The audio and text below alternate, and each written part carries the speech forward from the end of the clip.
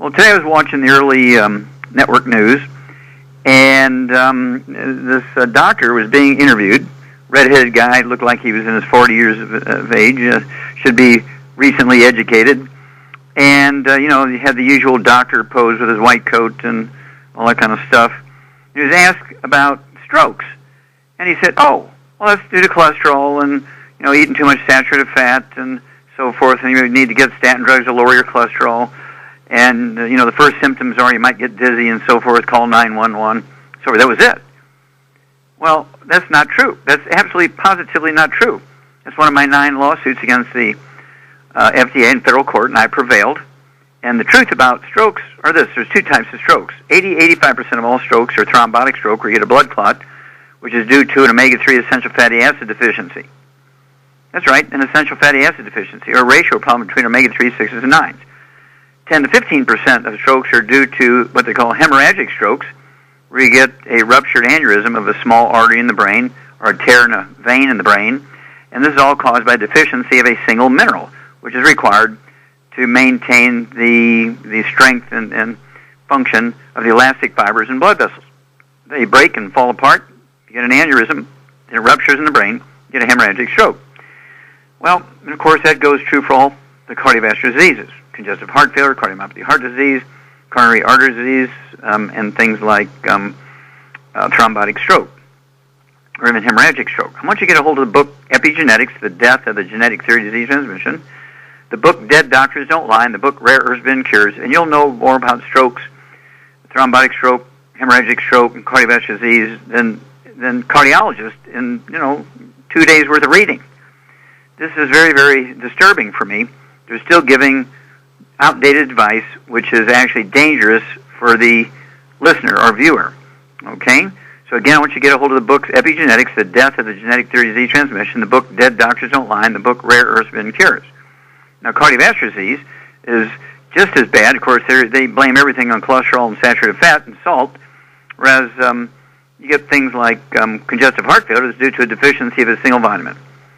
You get cardiomyopathy heart disease. I'm a world's expert on that one. Nobody else has done 1,700 autopsies on kids under the age of 10 that died of this disease suddenly. Cardiomyopathy heart disease, also known in China as Keyshan disease, a deficiency of a single mineral.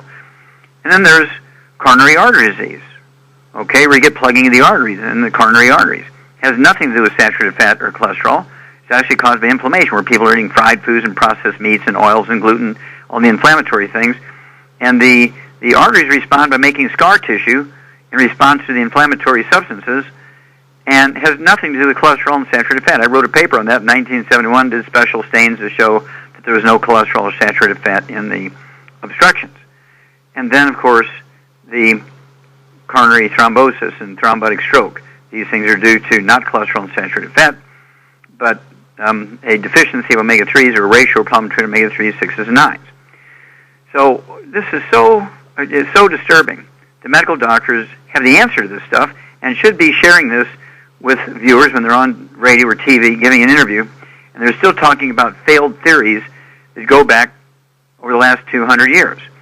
And so I'm waggling my fingers at the medical profession. I'm also waggling my fingers at the interviewers of these TV stations and radio stations, because they should do a little bit of research before they ask these guys who are actually guarding the gate to their financial source.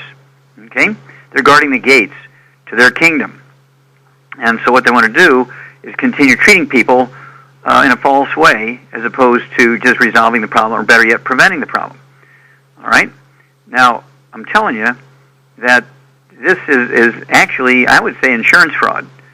And if somebody dies following their recommendations, it should be kind of like vehicular homicide. When somebody is working on a cell phone or something like that and twittering or texting and they hit somebody and kill them, that's vehicular homicide.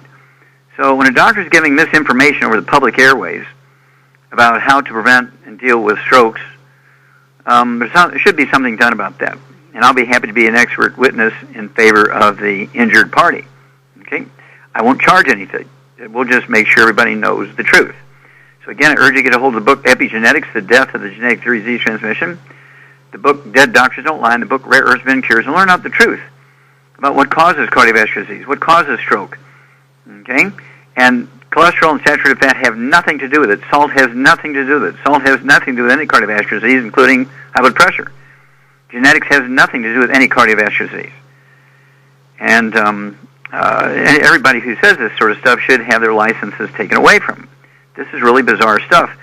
100 years after we knew the answers. I mean, congestive heart failure, we knew the answer to that one, a single vitamin deficiency 300 years ago. I came out with my information on cardiomyopathy heart disease in 1989, okay? And so we have a huge problem here. We have a huge problem when you have a profession that proposes to be there on behalf of the patient, and they're ripping the patient off and putting them in danger by giving them misinformation. Well, we'll be back with Dead Doctors Alive for these messages.